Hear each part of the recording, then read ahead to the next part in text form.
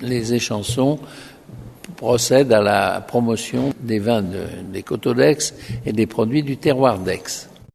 Notre but, c'était le mariage des mets et des vins.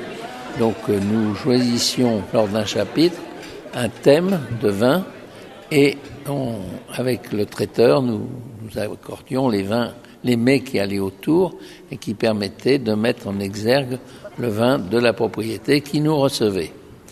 La confrérie a été créée en 1969 par un groupe de vignerons et de gens apparentés au vin. 50 personnes se sont rassemblées pour créer et fonder cette confrérie, qui était alors présidée par le marquis de Saporta. Les costumes que nous portons ont été copiés à la bibliothèque de Méjeanne. C'est le reflet exact des costumes qu'avaient les échansons lorsqu'ils étaient en cérémonie, bien entendu, ils portaient pas ça tous les jours.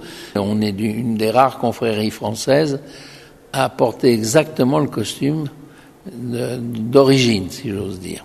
Il y avait un grand maître qui avait le droit à l'épée, bien entendu, et puis certains échansons spécialisent certains pour la vigne, d'autres pour les mariages des mets et des vins, et d'autres pour la prospection des vins des coteaux d'Aix.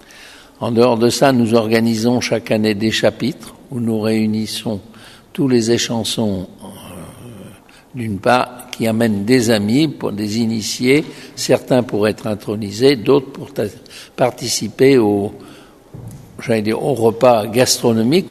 La messe au vigneron, pour vous en dire un mot, c'est le père Gontier, qui était le curé de la paroisse il y a une dizaine d'années, qui m'avait sollicité en me disant nous avons la Vierge au raisin ici, j'aimerais qu'on essaye de faire quelque chose entre les vignerons et la Vierge au raisin.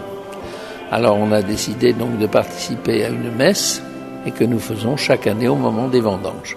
Ceci pour, si vous voulez, concrétiser la fin d'une récolte de l'année en cours.